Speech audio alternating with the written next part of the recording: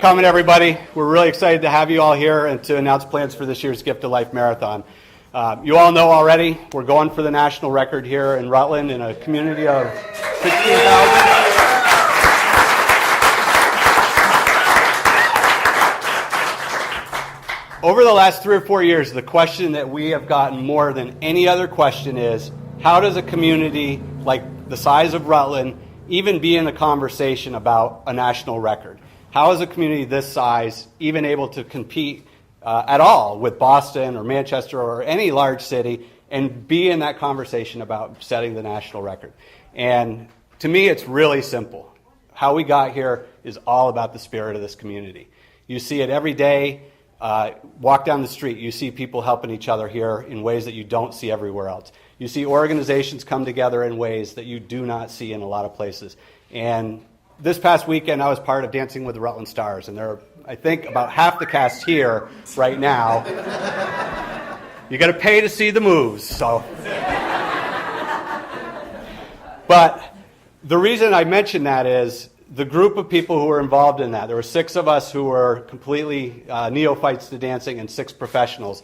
And a little more than half of the cast is here right now. And there's a reason that they're all here. We really bonded. We got really close. And it was that spirit of community that I talked about a minute ago that really brought us together to the point that they're here for a reason, not just as part of the community, but because over the day and a half after the Dancing with the Rutland Stars event, we all started talking about what do we do to keep going with the spirit that we saw and that we built together. And so everyone in the cast, all 12 members, have signed on to work together on various projects in the city going forward as a group, as a community, and again, building that community spirit. So starting with this one, everyone in the Dancing with the Rutland Stars is going to be involved with us here, helping make the blood drive happen, helping make it a record setter. And I'm really pumped about it. It's an amazing group of 11 other people, some of the best people I've ever met, and really a great group to be with, whether you're working on a project or just hanging out after the show.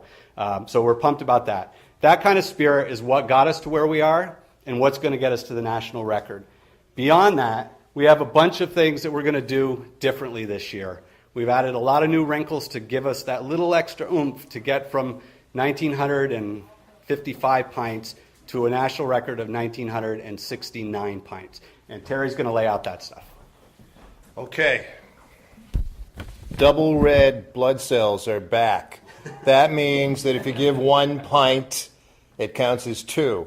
And we're looking for type O, rare, and maybe some of the rarer ones in some instances. So double red blood cells. We've added a location. So instead of 4 locations, the Paramount Theater, the American Legion, College of St. Joseph, and the Elks Club, we're also doing this year the Holiday Inn. Beautiful facility there. Welcome New York to the New England team. Based out of Albany, they're crossing the lines into New England to actually help us out. So we've added New York to help us. And the push for younger donors. And it's great to have guys my age that are giving blood, but there's a whole new generation that really needs to be brought in. And the legislature lowered the blood donation age to 16 last year. And high schools have done a great job. The colleges are really getting involved this year. And to address that, President David Watt from Castleton State College. Dave, how are you going to get the college involved? Well, we always wanted to host the blood drive because we have our own, and we tried to host it at the Spartan Arena in Rutland Town or at the college. We weren't allowed to do that because of the restriction on it being in the city. So, like a lot of things at the college, we're moving to Rutland City. So we've made a commitment to do what we haven't done before, because the blood drive has always been during our exam week. It's on December 17th. We've made some adjustments in the exam schedule. We're going to be busing students and staff all day long to and from the sites. We're doing a lot of publicity and marketing. We will have our students, staff, our athletic teams. There are 475 student athletes, our clubs, and different student organizations and staff. And we'll bring people from Castleton, Western Rutland County, with us. We'll be busing them here. So we're very excited about that. And we'll work around the exam schedule. No one will miss their exams. But we'll do that, and, you know, being a Rutland guy, well, for at least 60 years anyhow so far, I'm really committed to Rutland, and this is part of what's coming. And it's going to be huge, it's going to be a wonderful symbiotic relationship for all of us.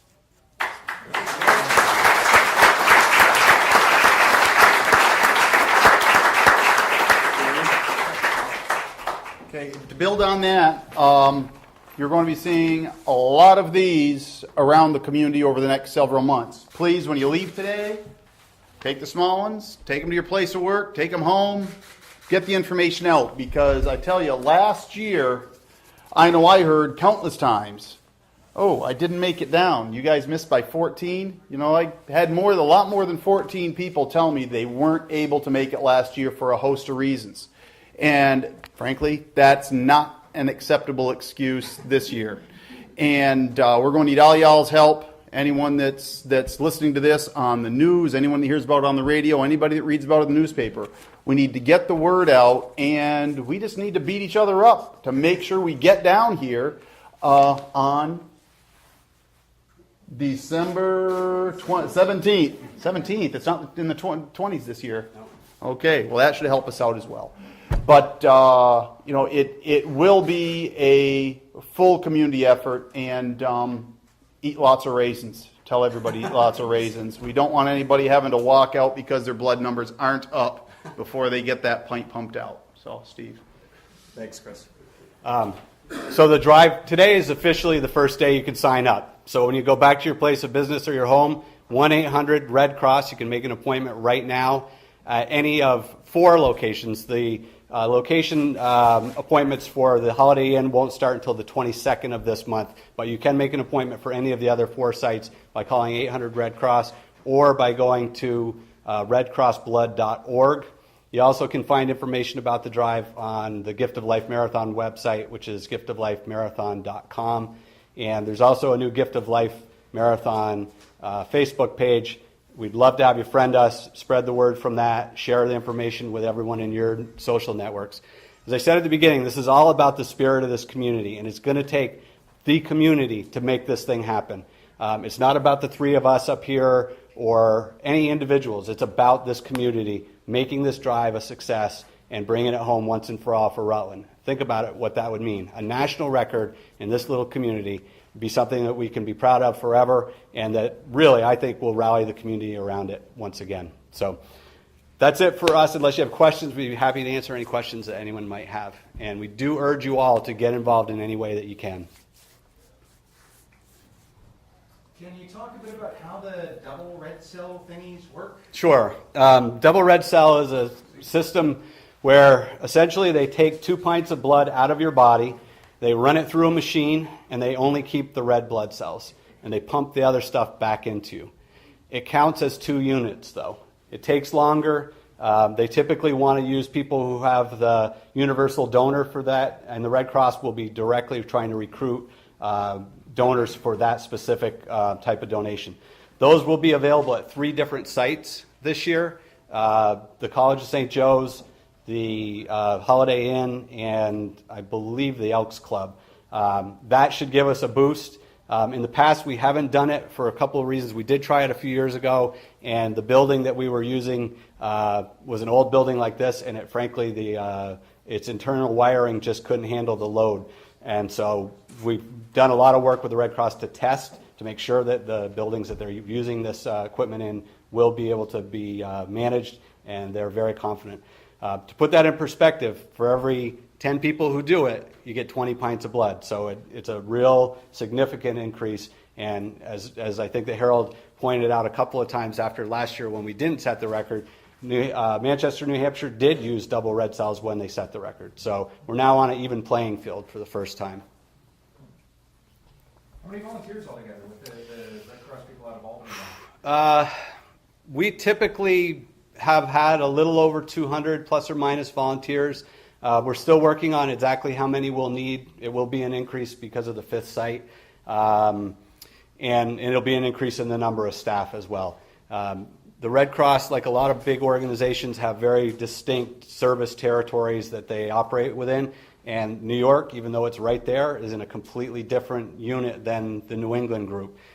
They don't typically work together that much. So there was a lot of effort put forth by the Red Cross to bridge the geographical divide, if you will, and Albany, New York is really excited about helping out. They've talked to the folks from the other states that have been involved, and we're thrilled to have them. That's going to be a big, big boost to this. In my mind, the only question to me is how many people can we turn out and how much can we break the record by? Because I have no doubt that this can be done. You guys said last year was going to be your last year ever. Yep. End of story. Why one more year? What was it? I think a big part of it was Mary Powell's personality. We had several meetings with the Red Cross, and Mary really wanted to give Rutland another shot, as did we. We worked really hard and really closely with the Red Cross to solve the issues that were concerns for them, and one of them was staffing. And we really suggested that they go to New York and try to get New York on board, and they did, and took a little doing, but New York is on board, and that solved that problem. We also, there's some other issues that we had to work out, but bottom line, we were really focused on it. We really wanted to give Rutland one more shot, and we felt strongly that right now this would be such a great thing for Rutland and such a powerful statement by this community that we really tried as hard as we could to convince them. Took a little while, but they're very excited about doing it, and I think it's going to be a great day. In the past, the three of you have had a pact of sorts involving removal of hair and tattoos and such. Yeah. Court issues. Yeah, we have an agreement that if we break the record, all of Terry's body hair is coming off. That'll be a project. I've already started.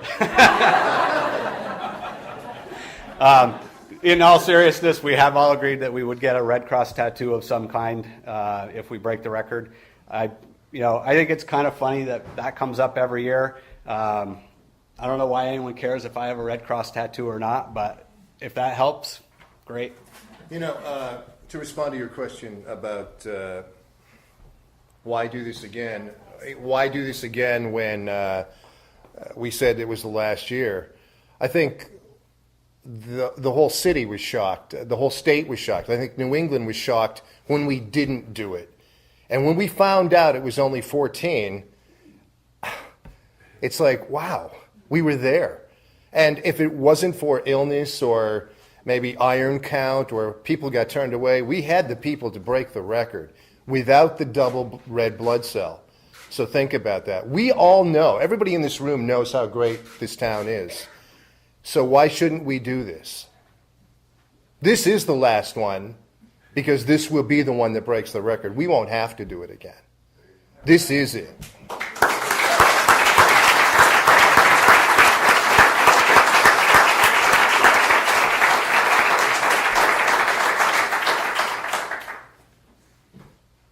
Any other questions?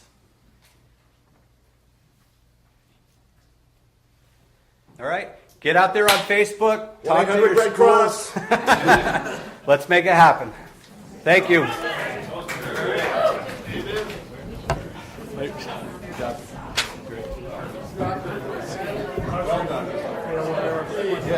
Sure.